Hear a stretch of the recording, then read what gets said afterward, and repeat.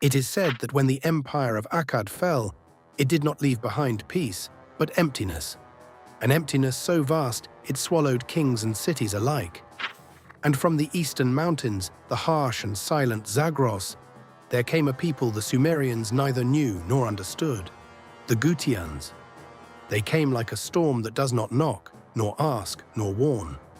For without a single power to guide them, each city stood alone, uncertain, watchful and vulnerable.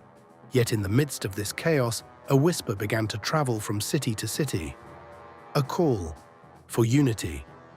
And that whisper found its way to an ancient name, long buried beneath the weight of time, Uruk. The city stood once more in defiance, and from its walls, the first answer to the storm began to rise. And so it came to pass that the storm was finally met. The Gutian king, Tirigan, stood at the height of his power, ruler of the present, master of a broken land. But from Uruk, there emerged a king whose strength was not born of armies alone, but of the memory of ages, of a city whose very stones remembered the dawn of civilization. Utu-Hegal. He was the voice of the past made flesh, the living echo of Sumer itself. And when the two met upon the battlefield, it was not merely men who clashed, but time itself. For the Gutians held the present in their grasp. But Uruk held the weight of history, and in the end it was the past that refused to be forgotten. The armies of Uruk prevailed. Tirigan was cast down, the last of his line, and with his fall the grip of the Gutians shattered like clay beneath a hammer. And so it came to pass that with the death of Utu-Hegal, his line came to an end, and the throne of Uruk passed to a new dynasty, the kings of Ur. Among them rose Ur-Namma, a ruler whose eyes were fixed not on conquest, but on the land beneath his feet. He knew that a kingdom cannot reach the heavens if its foundations crumble beneath it, and so he turned inward. Canals were carved into the earth, roads stretched like veins across the land. Temples rose to honor the gods. Through this labor, Ur became strong, not just in armies, but in grain, in trade, in wealth, in life itself. And when the time came to face the world beyond his walls, Ur-Namma could do so not as a city trembling in fear, but as a nation rooted in prosperity, ready to shape its destiny. After he had made firm the pillars of his rule within his own lands, Ur-Namma turned his gaze beyond his borders, toward those who had cast their shadow upon Sumer. For in the days that followed the fall of Akkad, the Elamites had risen from the lands of the east, and finding the cities divided and leaderless, had stretched their hand across Mesopotamia. But the time of their dominion was not fated to endure. For Ur-Namma gathered his strength, and when his armies marched, they did so not as scattered men, but as one people, bound by purpose and by the memory of their land. And when they met the forces of Elam upon the field, the clash was swift and decisive, and the power of the eastern lords was broken. And so it came to pass that a new age dawned, an age in which the city of Ur stood foremost among all, and Sumer, long bowed by storm and strife, rose once more in strength and unity. And as Ur rose to rule over the lands of the south, its kings did not build their power upon the sword alone.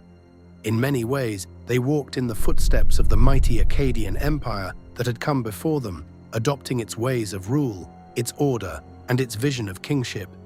Yet they did not merely inherit, they created. For in those days, under the rule of Ur-Namma, there was established something the world had never seen before, a code of laws. It was called the Code of Ur-Namma, set down long before the more famous laws of Hammurabi, which many would later come to know. And within these laws, we find not only rules, but a window into the life, the order, and the justice of early Mesopotamia. For it is said that the king spoke, and justice was written as follows: If a man commits murder, then that man shall be put to death. If a man commits robbery, he too shall face death. If a man commits kidnapping, he shall be imprisoned and pay 15 shekels of silver. If a slave marries a slave, and one is later freed, he shall not leave the household of his master. And if a slave takes a free person in marriage, the firstborn son shall belong to the master. Thus were the laws of the land, firm, unyielding, and carved with the authority of the king. and through them order was given to the people and justice. And in those days the lifeblood of the kingdom did not flow by chance, but by a measured hand. For under the rule of Ur-Namma there was established a great order of provision, known among the people as the Bala, a system by which the wealth of the land was gathered and returned, that no city might wither while another prospered in excess. Periodically, the cities of Sumer brought forth their due, the yield of their fields, the beasts of their herds, and the fruits of their labor, all given into the hands of the king. And from this store, the king, as steward of the land, caused these goods to be sent forth once more, each city receiving according to its need. Thus was the realm sustained, its strength not only in conquest, but in balance. For the prosperity of one became the prosperity of all, and the kingdom endured as a body whose parts were bound together in careful harmony. And thus Ur-Namma stood among the mightiest of kings upon the earth, his power unchallenged across the lands of Mesopotamia. For while his rule brought unity and strength to Sumer, the land of Egypt lay in division, gripped by what is now called the First Intermediate Period of Egypt, an age in which the two lands were broken, their unity lost, their power diminished, and thus the world seemed to turn upon itself. For where once Egypt had stood whole and unshaken, and the cities of Mesopotamia had been divided among rival powers, now the balance was reversed. Egypt was the land divided, and Mesopotamia the land made one. So do the fates of kingdoms rise and fall, as though guided by unseen hands, each taking in turn the place of the other beneath the heavens. But the legacy of even the greatest of kings was not spared by fate. And it is told that during a campaign against the Gutians, in the shadow of the unforgiving Zagros mountains, Ur-Namma met his end, not in the quiet of his palace, but upon the field of war. And his death was not seen as the fall of a man alone, but as a sign, for in the lands of Mesopotamia, the power of kings was bound not only to armies and wealth, but to the will of the gods themselves. A king who triumphed was believed to be chosen, but a king who fell in battle was a king the gods had abandoned, and so his death sent a shadow across the land, an unease that crept into the hearts of men from the temples to the marketplaces. For if the gods had turned their faces away from Ur-Namma, what of the order he had restored? Thus began a moment of quiet dread, an unspoken crisis, for the strength of kings did not rest in force alone, but in belief. And if that belief were to falter, then even the mightiest throne could tremble. Yet that tale did not end with sorrow, for after the fall of Ur-Namma, there rose a successor who restored order to the land and steadied what had begun to tremble. And for decades, the kingdom of Ur flourished once more.